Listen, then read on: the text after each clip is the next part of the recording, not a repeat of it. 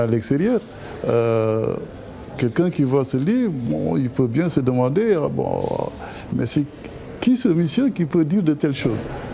Alors, donc il était nécessaire que je montre que la personne qui parle a une expérience ordinaire comme celle de dizaines de millions d'Africains, qui n'a rien d'extraordinaire.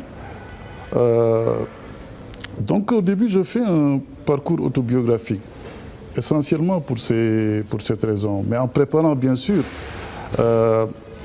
les aspects essentiels du livre, notamment la vision d'espoir et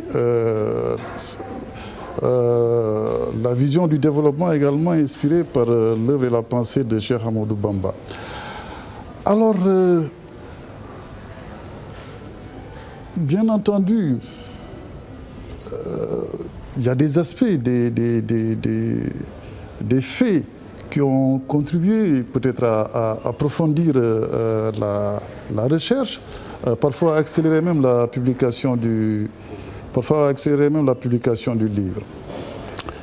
Alors voilà. Racontez dans le livre votre propre expérience. Vous avez vécu. Je raconte. Dans le premier temps, c'est un livre qui s'apparente un peu à une sorte d'autobiographie, mais qui termine par le vécu. En fait, au début, c'est un parcours autobiographique, mais parsemé quand même de difficultés. Bon, je n'ai pas connu personnellement une adolescence facile. Parsemé de difficultés, mais bon, je montre à travers en fait le vécu que lorsqu'il y a la solidarité, la détermination, la foi, il n'y a pas d'obstacle qui soit insurmontable. Ça, c'est valable au niveau individuel. C'est quelque chose qu'on peut également transposer au niveau national. Ensuite, donc là, le parcours autobiographique, il y a une démarche des journalistes qui m'inspire. Je fais ensuite un arrêt sur image. L'arrêt sur image, c'est la période de détachement dans l'administration, où, comme vous l'avez dit tout à l'heure, j'étais au cœur en fait du suivi de la formulation et du suivi des programmes de politique économique, essentiellement ceux menés avec le Fonds monétaire international. Voilà, mais ce que je montre, ce que j'essaie de montrer dans ce livre, parce qu'il n'y a rien de nouveau, bon, c'est assez simple, accessible à tout le monde. Il y a une question importante dans votre livre, c'est la question du leadership en Afrique, et surtout dans nos pays. Pourquoi le leadership est un facteur de développement? Tu sais, Alassane, moi j'ai fait mes classes préparatoires à Bordeaux. Les classes de mathématiques supérieures et spéciales. Ce qui m'a frappé à l'époque, compte tenu de tout ce que j'entendais de la France, c'est que Bordeaux n'avait rien d'extraordinaire par rapport à ce que je connaissais, ce que je vivais à Dakar, ce que je connaissais de Dakar. Mais je suis retourné parce que, comme tu sais, Bordeaux a été dirigé pendant 25 ans par une même personne. Je suis retourné quelques années après que l'ancien Premier ministre, comment il s'appelle encore, Alain Juppé, ait pris en charge donc la mairie de Bordeaux. En 5 ans, il y avait des transformations extraordinaires. Vraiment, on sentait qu'on était dans une grande ville, d'une des principales puissances mondiales. Je me suis également beaucoup intéressé, à travers, peut-être dans le cadre de mon travail, à travers les voyages, au cas de la Malaisie. La Malaisie, comme vous savez, c'est aujourd'hui une référence mondiale. C'est un pays émergent qui a des ambitions de figurer parmi les nations développées.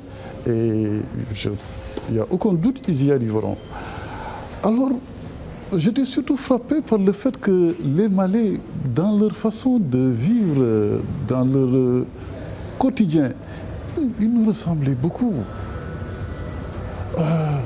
Le sens de la famille, la religion, tout. ressemble beaucoup au Mali. Je n'arrivais pas, mais je me suis dit, mais si tant est que c'est accessible à cela, mais pourquoi pas nous? Mais en Malaisie, il y avait une qualité de leadership extraordinaire. Extraordinaire. Je crois que c'est des questions sur lesquelles on va revenir tout à l'heure. Il y avait une qualité de leadership extraordinaire, des leaders exemplaires, parce que l'exemplarité est importante dans le leadership. On ne peut pas dire aux populations, suivez-moi, mais ne faites pas comme moi. Un bon général, il dit à ses troupes, suivez-moi et faites comme moi. Mahathir, donc il a su transformer la Malaisie en une vingtaine d'années. Mais il avait eu des leaders, il y a eu des leaders précédents qui avaient beaucoup investi dans l'éducation, mais quand même le décollage de la Malaisie, c'est essentiellement lui. Il y a une qualité de leadership extraordinaire dans ce pays-là. C'est quoi? C'est l'exemplarité. Parce que, Alassane, tu sais, parler d'une vision sur une vingtaine, une trentaine d'années aux populations, parfois à des populations qui ne sont pas suffisamment formées, ce n'est pas quelque chose de très simple. Donc il faut que les populations sentent que la vision commence à prendre forme à travers ce qui l'incarne. C'est pour ça que l'exemplarité est extrêmement importante dans le leadership. Et puis, mieux, mais nous, on a eu cela. On a eu quand même des leaders spirituels exceptionnels. Si exceptionnels que les populations, quand même, ont parfois l'illusion que même tous leurs aïeux détiendraient en fait une partielle de leur lumière. Et voilà, c'est des choses sur lesquelles on ne peut pas malheureusement trop développer, on n'aura pas le temps, mais le leadership et la qualité du leadership... C'est-à-dire que les leaders doivent montrer le bon exemple dans leur façon de faire, de vivre, c'est eux qui doivent pousser les populations à les suivre dans le droit chemin. Et ça demande des qualités aussi. Ça demande des qualités, ça demande de l'exemplarité. L'exemplarité, elle est fondamentale dans le leadership. C'est, comme je dis, vous tracez, le leader, il est porteur d'une vision. Une vision, c'est une vision à long terme. Ce n'est pas sur 5-10 ans, c'est sur 20, 30, 40, 50 ans. Mais comment voulez-vous que les populations croient, adhèrent à cette vision s'ils ne sentent pas en fait qu'elle commence à prendre forme à travers ce qu'il incarne? L'exemplarité, bon, c'est pas des choses individuelles. Le leadership, la Malaisie, le leadership, c'était pas exclusivement Mahathir. C'est Mahathir et un ensemble en fait de personnes, un ensemble de hauts fonctionnaires, un ensemble d'acteurs du secteur privé, tous déterminés en fait à changer le visage de la Malaisie. Ils y sont arrivés. Mais si cela est possible en Malaisie, c'est parce qu'il y a eu quelque part une sorte de consensus autour de certaines valeurs, autour de certaines orientations, certaines visions partagées. Le problème, c'est que dans nos pays, il n'y a pas ce consensus. On a l'impression qu'aujourd'hui, on est plus dans des situations de recherche effrénée de l'argent, sans penser aussi à l'avenir du pays. Alassane, tu as raison. Le consensus, il est en Malaisie, même les pires ennemis de Mahathir ne remettent pas en cause sa vision, ne remettent pas en cause le fait qu'il est honnête, ne remettent pas en cause le fait qu'il a l'amour de la Malaisie. Par contre, il est attaqué sur sa vision de la démocratie, etc., etc. Donc il faut un consensus sur un certain nombre de valeurs essentielles. Moi, je ne comprends pas. Alors, comment nous, nos aïeux, sont parvenus il y a 8 siècles, à établir des consensus qui font qu'aujourd'hui, le Séréré-toi et le Alpulaar ont des rapports extraordinaires. Le Camara et le Diarisso sont, en fait, je pense au cousinage à plaisanterie, établi en fait par nos aïeux dans le cadre du pacte du Kouroukan-Fouga.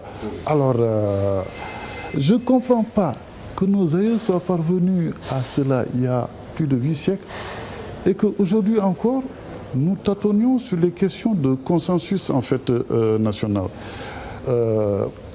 Et le consensus, bon, je trouve que c'est bien hein, ce que les gens ont fait dans le cadre des assises.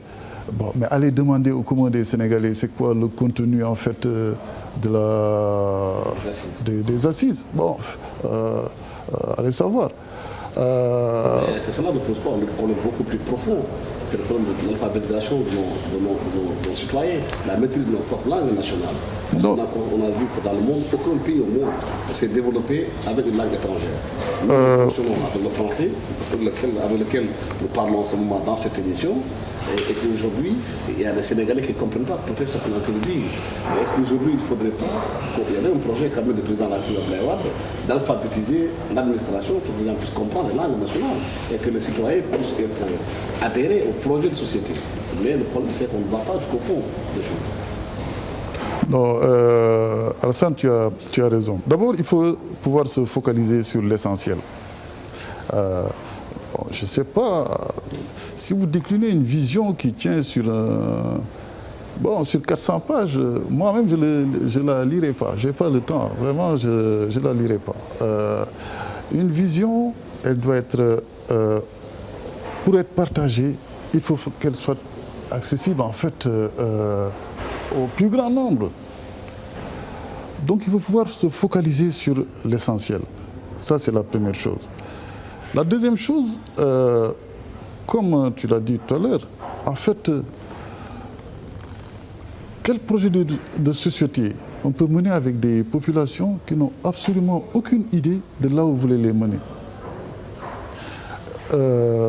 Et qu'à cela ne tienne, le taux d'alphabétisation au Sénégal, il tourne bon an, mal an autour de 39%. Quel projet de société viable pouvez-vous mener avec une population analphabète à 60%? Aucun. Donc l'alphabétisation, il n'y a pas dans l'histoire en fait de l'humanité, dans l'histoire récente de l'humanité, un seul pays qui ait connu en fait un début d'émergence sans une alphabétisation de masse des populations. Tu en as parlé tout à l'heure. Abdoulaye Wade avait eu cette idée. Il a eu en général d'excellentes idées. On en reviendra. Le problème, c'est surtout posé en fait au niveau de l'exécution. Il avait eu l'idée à l'époque d'alphabétiser les fonctionnaires dans les langues nationales, mais c'est ça a été une véritable catastrophe. Pourquoi? Mais la personne, je ne sais pas si je dois en pleurer ou rire. La personne, en fait, moi, dans le groupe où j'étais, par exemple, la personne qui était censée nous former nous disait qu'elle ne comprenait pas le Wolof mieux que nous. Alors, non, c'était du n'importe quoi. Ils ne sont pas partis chercher ceux qui sont alphabétisés, qui comprennent bien la langue pour les utiliser. Bon, c'est des choses sur lesquelles on va venir tout à l'heure. Abdoulaye Wade, il avait d'excellentes idées. Mais je crois que ce qui importait pour lui, c'était à l'époque, c'était plutôt le coup médiatique. Bon, il avait lancé l'idée, la presse s'est mobilisée autour de ça. On en a parlé 2-3 jours, mais dans l'exécution, c'était vraiment du n'importe quoi. J'ai jamais vu quelque chose d'aussi peu sérieux. Bon, bien entendu, je ne suis pas sûr qu'il y ait même un seul fonctionnaire qui ait suivi ce programme d'alphabétisation durant toute la période prévue. L'année 2005 a été quand même exceptionnelle pour le Sénégal. Le pays a vu ses dettes effacées, aussi bien multilatérales que bilatérales.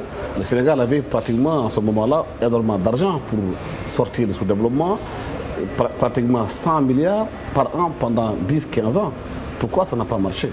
Alassane, tu sais, Abdoulaye Wade a eu une opportunité que je ne dirais pas qu'aucun autre chef d'État sénégalais en fait ne l'aura pas, mais tout cas peu de chefs d'État l'auront.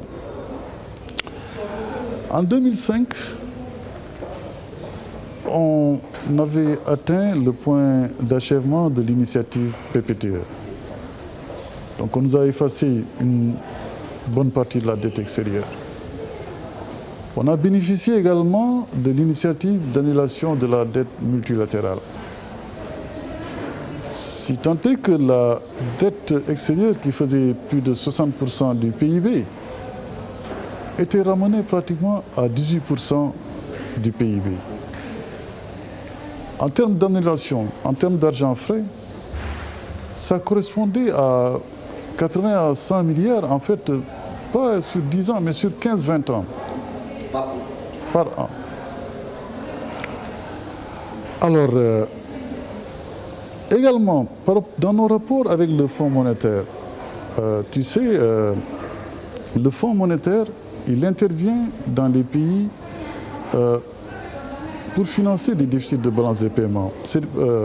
Mais plus simplement, dans le cas de nos pays, le Fonds intervient pour combler des écarts de financement. C'est-à-dire que vous avez un déficit, vous mobilisez donc un financement extérieur, un financement intérieur. Donc il y a un gap qui est là. Le fonds vient compléter. Alors lorsqu'on faisait le cadrage macroéconomique, on s'est rendu compte que les interventions du fonds pour combler en fait le gap de financement, c'était moins d'une semaine de recettes fiscales. Parce que les recettes fiscales quand même sont très bien suivies au Sénégal. C'était moins d'une semaine de recettes fiscales. On s'est dit, mais tant qu'à faire, c'est le moment de prendre notre destin en main.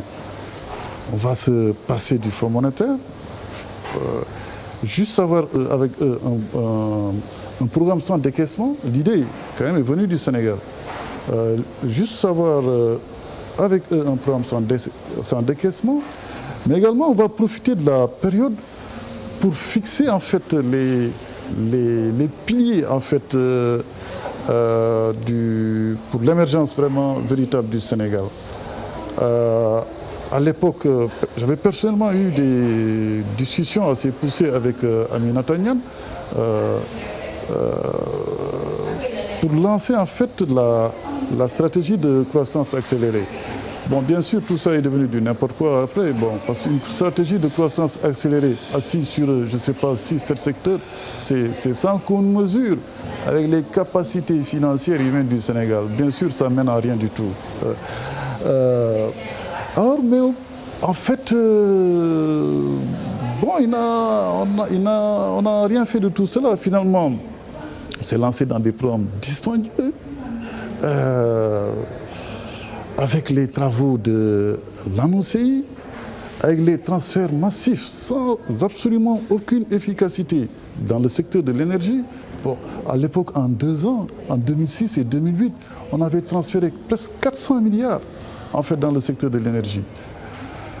Donc voilà, donc un pays en fait qui disposait d'une manne financière extraordinaire.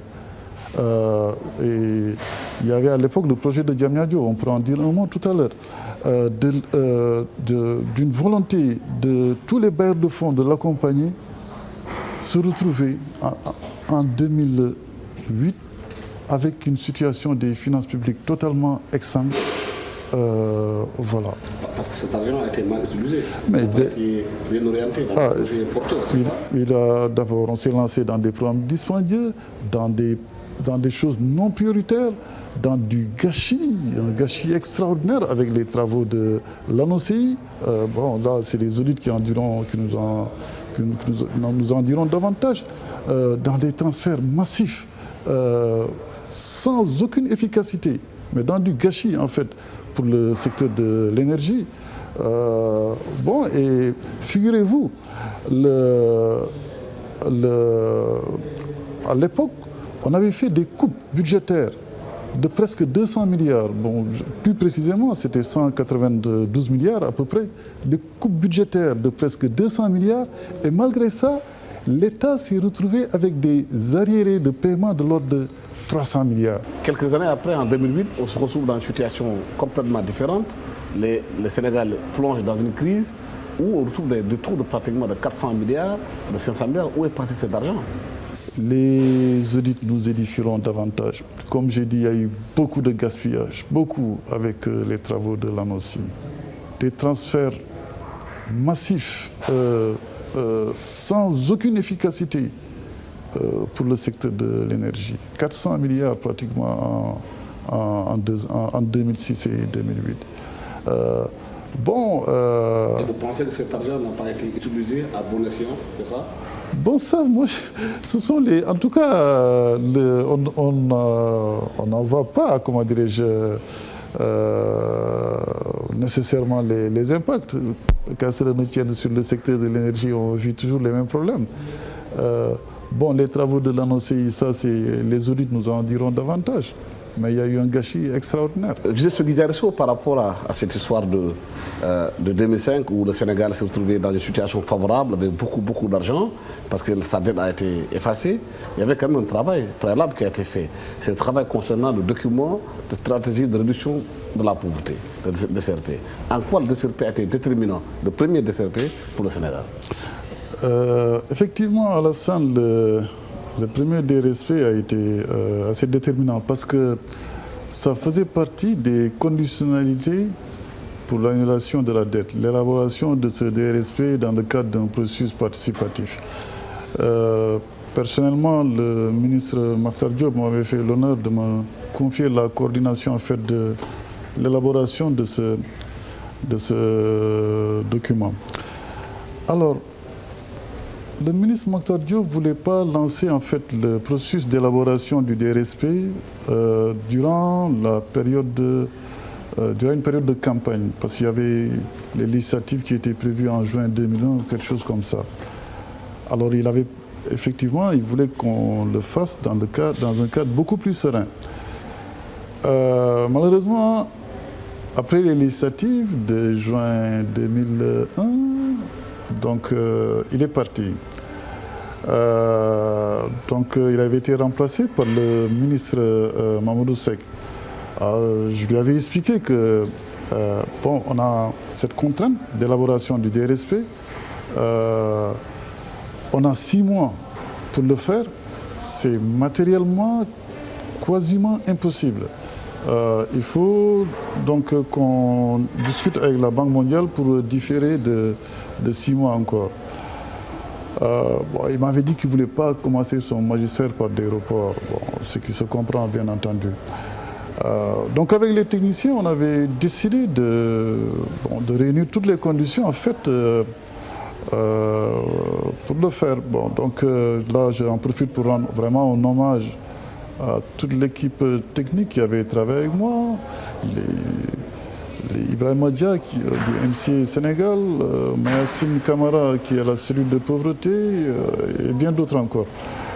Alors, on a travaillé dans des conditions extraordinaires. Quand on dit que les fonctionnaires ne travaillent pas, ce n'est pas partout. Dans les derniers mois, nous travaillons jusqu'à minuit et d'autres équipes prenaient la relève de minuit à 8 h du matin et ainsi de suite. Et nous avons pu donc terminer dans les délais prévus le DRSP. Il y avait, dans le cadre d'un processus participatif, on avait élaboré 36 documents. Alors, à 2 semaines de la date annoncée pour le séminaire de 2 semaines ou 3 semaines, pour le séminaire de validation, il y avait 36 documents qui étaient là qu'il fallait synthétiser. Le directeur des opérations de la Banque mondiale de l'époque était tellement sûr, ils peuvent être hautains quand même, était tellement sûr qu'on serait incapable de le faire, qu'il avait pris les congés, il est parti en vacances. Ce qui était quand même inconcevable à l'époque, parce que le DRSP représentait la panacée en fait pour la Banque mondiale. Moi personnellement, ça m'avait fait un choc. Dans les délais prévus, on avait terminé le document et organisé le séminaire. Ce qui était bizarre, en l'absence du directeur des opérations de la Banque mondiale. Ouais. Bon, après, il y a eu des... J'ai rapporté en fait dans le livre tous les détails. L'autre choc, c'est quand aux Nations Unies, les Jeffrey Sachs, quand même, qui est un économiste de renommée, bon, se réunissent et bon, disent que le développement du Sénégal, c'est un des meilleurs. Je dis, ah. Je dis, mais là, il y a un problème. Parce que moi, je sais que ça ne vaut rien. En fait, on a fait tout ce qui était demandé.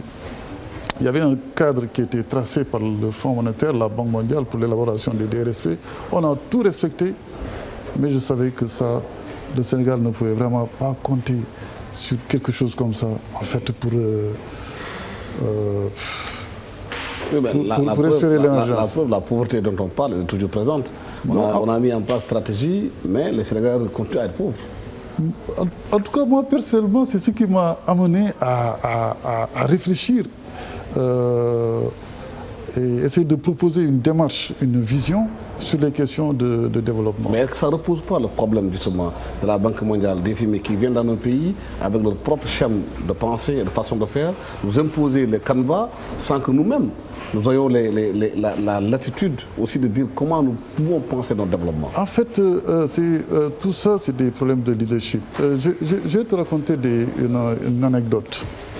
Quand Mamadou Touré était ministre de l'économie et des finances, Mamadou Touré, bon, on a tous été formés à son école. Bon, on ne lui rendra pas jamais suffisamment hommage. Un homme vraiment extraordinaire. Il nous a inculqué une vision de l'État, de l'administration, de la gestion économique. Quand Mamadou Touré était ministre de l'économie et des finances, les fonctionnaires la mission du Fonds monétaire, quand ils venaient au Sénégal, a rencontré le ministre des Finances pour une visite de courtoisie. Au début, les discussions, c'était exclusivement avec les services techniques. À la fin de la mission, on venait faire une réunion de synthèse, présenter une synthèse au ministre de l'économie et des Finances.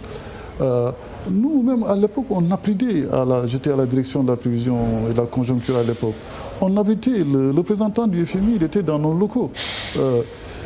Toutes les discussions, c'était avec des services techniques. Ça, c'était avec Mamadou Touré. Maintenant, les chefs de mission, ils vont voir les chefs d'État. Quand le chef de mission, il a discuté avec le chef de l'État, avec le Premier ministre, mais qu'est-ce qu'un petit chef de division, un directeur peut lui opposer? Rien du tout. Mais pourquoi cela? C'est un complexe? Non, tu poses une question extrêmement importante. C'est le problème du complexe. Et là, j'espère qu'on aura le temps d'en discuter. Et c'est en cela que je pensais que tout ce que j'ai dit, ça a déjà été dit par d'autres. Mais on ne peut pas espérer régler la problématique du développement, la problématique de l'émergence, tant qu'on n'aura pas réglé le problème du complexe. L'Africain bon, après, c'est pas quelque chose de simple, c'est des choses qui ont été forgées, qui sont fixées dans notre inconscient. C'est des conséquences de l'esclavage, de la colonisation et d'un ensemble en fait de comportements des uns et des autres. Aujourd'hui, offrez une poupée noire à votre fille, elle va vous jeter ça. Non. Il faut qu'on règle le problème du complexe. Et c'est en cela que, bon, j'espère qu'on aura l'occasion d'en parler tout à l'heure. Et en cela, est-ce que justement c'est ce complexe-là ce qu'a expliqué aujourd'hui que quand le représentant des FMI était au Sénégal, le fameux Alexis Segura avait autant de puissance au Sénégal, médiatique, pratiquement politique, qui intervenait sur tous les sujets, dans tous les domaines? C'est vrai qu'il avait des entrées partout. Moi personnellement, on avait d'excellents rapports.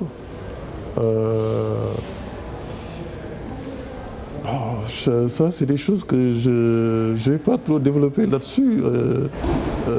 Parce qu'il y a eu le scandale, l'affaire Segura qui a éclaté ici au Sénégal, où le président de la République, Abdoulaye Wade, lui donnait des cadeaux, des billets, une mallette remplie d'argent, de dollars et d'euros. Et ça a créé un scandale mondial. Bon, je suis un des rares témoins en fait de cette affaire parce que... Comment ça s'est passé? Au fond, Alex était... les services de la présidence avaient décidé de le décorer sans aucune consultation avec l'FMI. D'abord avec les FMI, ensuite avec le ministère de l'économie et des finances. Avec l'administration. Ça, c'était assez courant, comment dirais-je, avec Wade. Prendre des initiatives sans avoir l'avis de l'administration. Pourquoi ils avaient décidé de décorer Alex Segura? Est-ce qu'ils avaient peur un peu de ces comptes rendus une fois à Washington? Bon, c'est ça? Certainement. Bon, parce que quand même, il faut le dire, parfois il a fermé les yeux sur un certain nombre de choses. Bon. Qui? Segura? Ah oui. Quelle chose? Oh bon. Je trouve par exemple que le Fonds monétaire n'a pas été assez virulent comme il le fallait sur la question des chantiers de l'ANOCI. On a parfois laissé faire. Bon, mais il faut reconnaître quand même que par la force des choses, ils étaient devenus le garant des intérêts du Sénégal contre la boulimie financière de certains. Est-ce que vous pouvez nous raconter la scène? Comment ça s'est passé que Segura puisse aller à la présidence, ressortir avec des mallettes d'argent? Donc, il l'invite pour le décorer. Et à la veille de la décoration, il se rend compte que les textes ne le permettent pas. Les textes du FMI même ne le permettent pas. Donc, alors le président décide de déjeuner avec lui. Ça, c'est ainsi que Alex m'a raconté les choses. Il déjeune avec lui et bon, à la fin du déjeuner, il va dans une armoire là, il prend une mallette remplie d'euros et de dollars et il lui remet. Bon, je crois qu'il ne s'attendait pas du tout à ça. Il ne savait même pas comment, ce qu'il y avait dans la mallette. Hein. Il ne savait pas a priori. Il était surpris. Donc en cours de route, il appelle l'assistante du... Mais lui, il savait que c'est interdit par l'FMI. Il aurait dû laisser la mallette, ne pas l'amener avec lui. Bon, il faut lui accorder le bénéfice du doute. Il ne savait pas il savait pas nécessairement qu'il y avait en fait de l'argent. C'est en cours de route qu'il appelle l'assistant du président pour lui dire qu'il ne peut pas ouvrir la mallette. Et s'il y a un code, l'assistant lui dit qu'elle ne connaît pas, bon, il essaie de 0040 et puis ça passe. Et c'est à ce moment qu'il découvre en fait que c'est de l'argent. Bon, je crois qu'il en a fait part à l'actuel représentant qui était sur le point de prendre fonction. Et arrivé à l'aéroport, il m'en a parlé. Bon,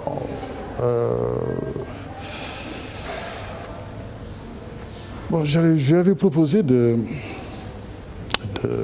laisser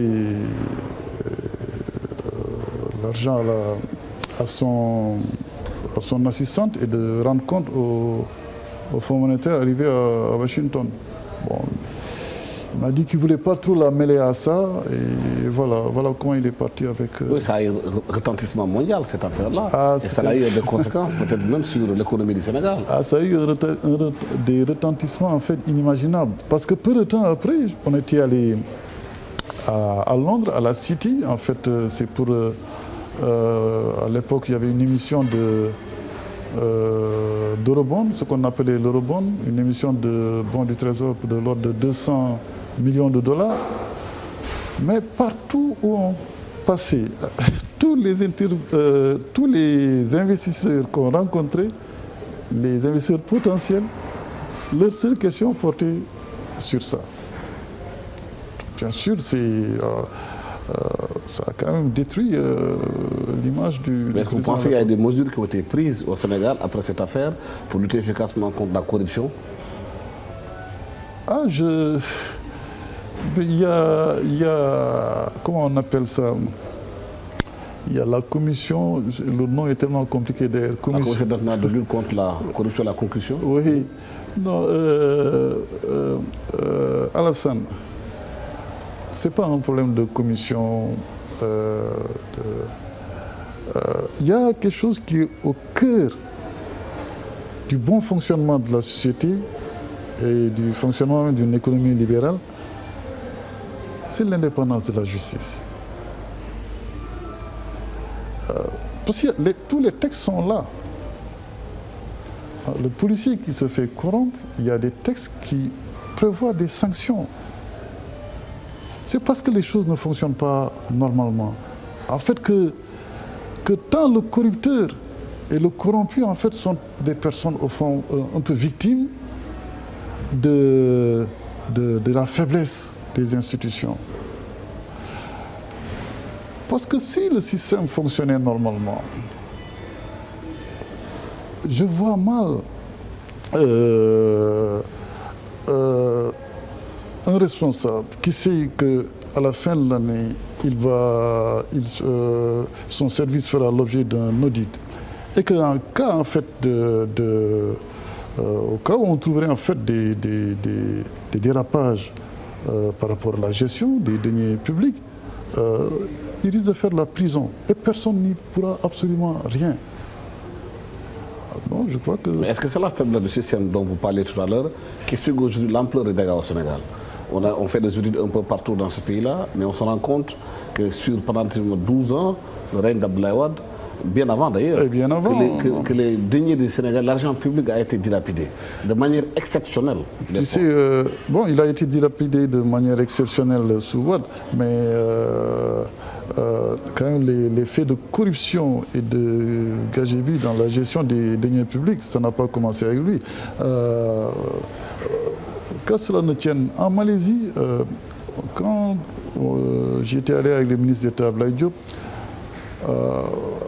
les gens visitaient, allaient partout. La seule question que j'ai posée à la responsable de Economic Planning Unit, c'était le bras armé de Mahathir, c'est comment fonctionne leur système judiciaire. Il me dit, c'est simple. On a hérité quelque chose des Anglais et on n'y a pas touché. Nous également, il semble qu'on avait un excellent système judiciaire, totalement, en fait un système judiciaire totalement indépendant, et c'est Senghor qui a changé un peu les choses après les événements de 1962. Aujourd'hui, on a un système, en fait, je crois que les gens s'en ont parlé dans les assises, assis qui tourne autour du Conseil supérieur de la magistrature. Alassane, un juge dont la promotion dépend en fait de l'exécutif, comment veux-tu que ce juge soit totalement indépendant de l'exécutif? Les textes leur confèrent une certaine indépendance, c'est évident. Mais le monsieur, il est là devant des dossiers, il pense à sa famille, à sa carrière. Il reçoit des coups de fil des plus hautes autorités de l'État pour aller dans telle direction. Bon, il s'est dit, bon, une fois au passage, il le fait. Bon, mais en fait, il met son doigt dans l'engrenage. Vous pensez qu'il faut réformer le Conseil supérieur de la magistrature, où l'exécutif n'en fera plus partie? Il faut que les juges eux-mêmes soient leur propre... Il faut que l'exécutif se retire du Conseil supérieur de la magistrature. Mais il ne faut pas s'arrêter là. Il ne faut pas qu'on aille vers une république des juges. Les juges doivent être indépendants, mais ils doivent rendre compte. À qui? Aux populations? Il faut réorganiser cela. Parce qu'on a un système en fait qui est hérité du droit positif français où le juge peut décider de n'importe quoi. De n'importe quoi. Sans rendre compte. Sans rendre compte. Ils appellent ça l'irresponsabilité des services judiciaires. C'est une connerie, excuse-moi le terme. Il faut revenir sur tout ça. Il faut aller vers l'indépendance de la justice, des juges totalement indépendants, mais ils doivent pouvoir rendre compte dans des cas de décision manifestement erronée. Voilà. Bon, je ne suis pas un spécialiste de ces questions, je ne dois pas, mais quand même, le bon sens, c'est la chose à mieux partager. Il faut qu'on aille dans cette direction. Justement, dans ces questions de développement, il y a eu une question fondamentale aussi, c'est la plateforme de Diamniadio. Beaucoup de Sénégalais avaient beaucoup d'espoir par rapport à ça, surtout avec le Millennium Challenge à compte qui devait amener beaucoup d'argent, 600 milliards pour développer une ville. Et le projet est tombé à l'eau. Et vous étiez l'un des coordonnateurs du projet. Pourquoi le projet n'a pas marché? Moi, Alassane, j'ai toujours mal quand je parle du projet de Diamniadio. Parce que d'abord, on a mis du temps pour convaincre les Américains. Mais quand ils ont compris, quand ils ont réellement compris nos ambitions, ils étaient décidés à c'était 600 milliards de francs CFA. Hein? 600 milliards, ils étaient prêts à financer... En don, hein? En don. Ils étaient prêts à financer l'autoroute à péage jusqu'à... on avait fait Dakar-Pikine. Ils étaient prêts à financer le tronçon Pikine, aéroport de Diass, en don. Les Américains, en fait, ils avaient vu, mais que... qu'ils pouvaient faire un petit Singapour à Diamniadio. Parce que Singapour, c'est pas grand-chose, c'est un petit quai de pêche. Alors, les simulations, on a fait des simulations assez précises. Qu'on ferait en fait des taux de croissance assez extraordinaires. D'abord sur les premières années. Et ensuite, il y a une dynamique qui était là pour maintenir des taux de croissance de 6-7%, mais vraiment assis sur du solide, pas les taux de croissance qu'on sort dans nos Et pourquoi le projet n'a pas marché? En fait, le président Abdoulaye n'a jamais voulu de ce projet. Il voulait l'argent frais, en fait. D'abord, quand on a conçu le projet de Diamniadio, je crois qu'on devait transmettre le document au plus tard le 31 juillet à minuit. Moi, je me souviens encore, j'étais dans le bureau du Premier ministre Macky Sall. On attendait la réponse du président. À 22h, on ne l'avait pas encore. Il a fallu que le Premier ministre à l'époque l'appelle pour lui dire qu'il y a quand même des contraintes. Il lui a envoyé le document depuis une semaine, il attend sa réponse, son autorisation pour le transmettre. Donc c'est à 22h qu'il nous a marqué son accord. Bon, parce que lui, son projet, c'était... Il a fallu que l'ancien Premier ministre Macky Sall appelle Abdoulaye Wade pour le pousser quelque part à accepter ce projet en bon. Oui, à 22h, à 2h de l'échéance. Et lui, son projet, c'était qu'on lui donne de l'argent pour qu'il achète des semences et qu'il recycle de vieilles centrales électriques.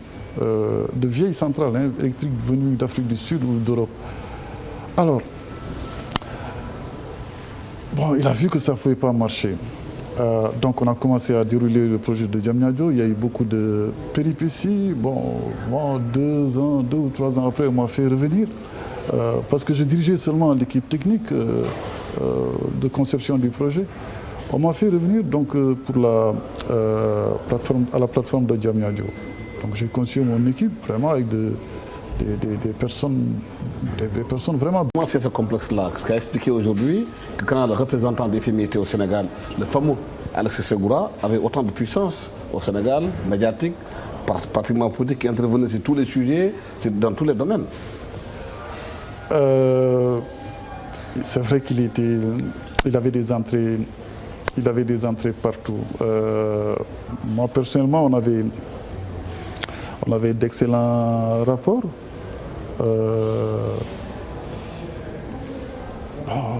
Ça, c'est des choses que je ne vais pas trop développer là-dessus. Parce qu'il y a eu le scandale, l'affaire Segura, qui a éclaté ici au Sénégal, où le président de la République, Abdoulaye Wade, lui donnait des cadeaux, des billets, une mallette remplie d'argent, de dollars et d'euros. Et ça crée un scandale mondial. Bon, je suis un des rares témoins en fait de cette affaire parce que... Comment ça s'est passé? Au fond, Alex était... les services de la présidence avaient décidé de le décorer sans aucune consultation avec les FMI. D'abord avec les FMI, ensuite avec le ministère de l'économie et des finances, avec l'administration. Ça, c'était assez courant, comment dirais-je, avec Wade. Prendre des initiatives sans avoir l'avis de l'administration. Pourquoi ils avaient décidé de décorer Alex Segura? Est-ce qu'ils avaient peur un peu de ces comptes rendus une fois à Washington? Bon, c'est ça? Certainement. Bon, parce que quand même, il faut le dire, parfois il a fermé les yeux sur un certain nombre de choses. Bon. Qui? Segura? Ah oui. Quelle chose? Oh bon, je trouve par exemple que le Fonds monétaire n'a pas été assez virulent comme il le fallait sur la question des chantiers de l'ANOCI. On a parfois laissé faire. Bon, mais il faut reconnaître quand même que par la force des choses, ils étaient devenus le garant des intérêts du Sénégal contre la boulimie financière de certains. Est-ce que vous pouvez nous raconter la scène? Comment ça s'est passé que Segura puisse aller à la présidence, ressortir avec des monettes d'argent? Donc, il l'invite pour le décorer. Et à la veille de la décoration, il se rend compte que les textes ne le permettent pas. Les textes du FMI même ne le permettent pas. Donc, alors le président décide de déjeuner avec lui. Ça, c'est ainsi que Alex m'a raconté les choses. Il déjeune avec lui et bon, à la fin du déjeuner, il va dans une armoire là, il prend une mallette remplie d'euros et de dollars et il lui remet. Bon, je crois qu'il ne s'attendait pas du tout à ça. Il ne savait même pas comment, ce qu'il y avait dans la mallette. Hein. Il ne savait pas a priori. Il était surpris. Donc en cours de route, il appelle l'assistante du... Mais lui, il savait que c'est interdit par l'FMI. Il aurait dû laisser la mallette, ne pas l'amener avec lui. Bon, il faut lui accorder le bénéfice du doute. Il ne savait pas il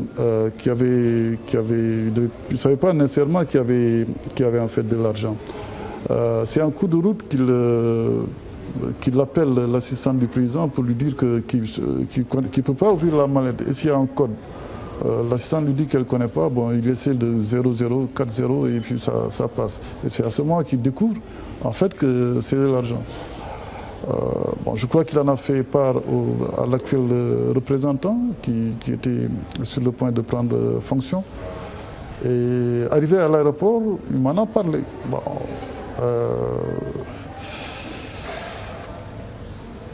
Bon, je lui avais proposé de laisser l'argent à son assistante et de rendre compte au Fonds monétaire arrivé à Washington. Bon, il m'a dit qu'il ne voulait pas trop la mêler à ça et voilà comment il est parti avec... Oui, ça a eu un retentissement mondial cette affaire-là. Et ça a eu des conséquences peut-être même sur l'économie du Sénégal. Ça a eu des retentissements en fait inimaginables. Parce que peu de temps après, on était allé à Londres, à la City. En fait, c'est pour... à l'époque, il y avait une émission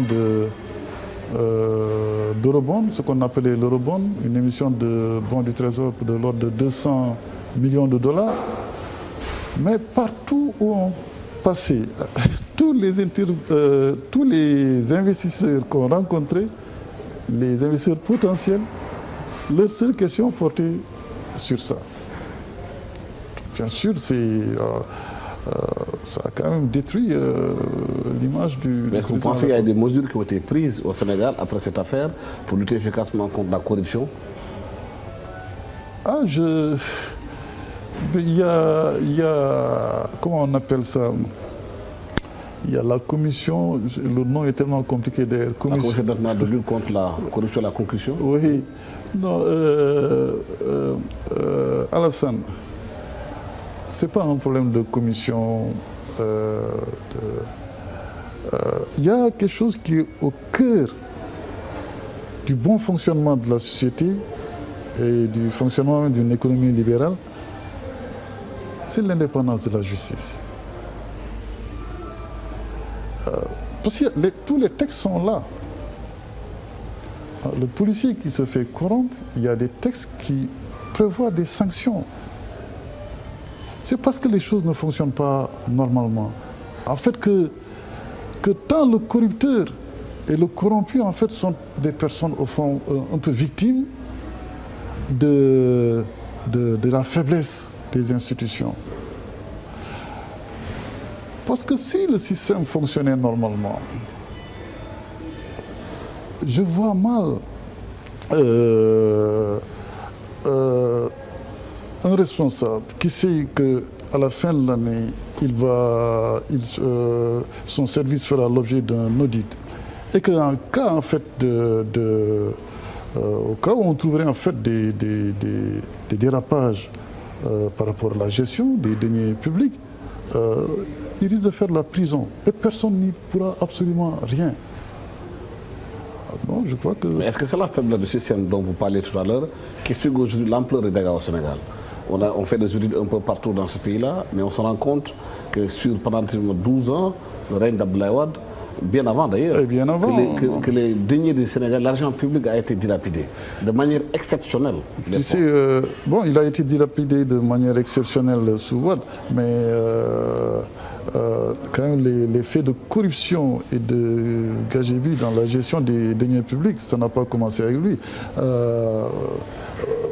Qu'à cela ne tienne, en Malaisie, quand j'y étais allé avec le ministre d'État Abdoulaye Diop, bon, les gens visitaient, allaient partout. La seule question que j'ai posée à la responsable de Economic Planning Unit, c'était le bras armé de Mahathir, c'est comment fonctionne leur système judiciaire. Il me dit, c'est simple.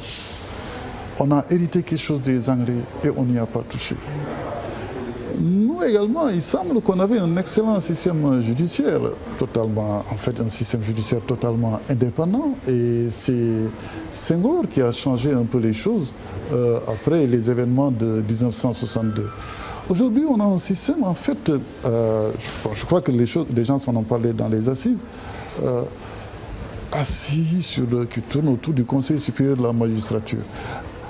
Alassane, un juge dont la promotion dépend en fait de l'exécutif. Comment veux-tu que ce juge soit totalement indépendant de l'exécutif? Les textes leur confèrent une certaine indépendance, c'est évident. Mais le monsieur, il est là devant des dossiers, il pense à sa famille, à sa carrière. Il reçoit des coups de fil des plus hautes autorités de l'État pour aller dans telle direction. Bon, il s'est dit, bon, une fois au passage, il le fait. Bon, mais en fait, il met son doigt dans l'engrenage. Vous pensez qu'il faut réformer le Conseil supérieur de la magistrature où l'exécutif n'en fera plus partie? Il faut que eux-mêmes soient leur propre... Il faut que l'exécutif se retire du Conseil supérieur de la magistrature. Mais il ne faut pas s'arrêter là. Il ne faut pas qu'on aille vers une république des juges. Les juges doivent être indépendants, mais ils doivent rendre compte. À qui? Aux populations? Il faut réorganiser cela. Parce qu'on a un système en fait qui est hérité du droit positif français où le juge peut décider de n'importe quoi. De n'importe quoi. Sans rendre compte. Sans rendre compte. Ils appellent ça l'irresponsabilité des services judiciaires. C'est une connerie, excuse-moi le terme. Il faut revenir sur tout ça. Il faut aller vers l'indépendance de la justice, des juges totalement indépendants, mais ils doivent pouvoir rendre compte dans des cas de décision manifestement erronés.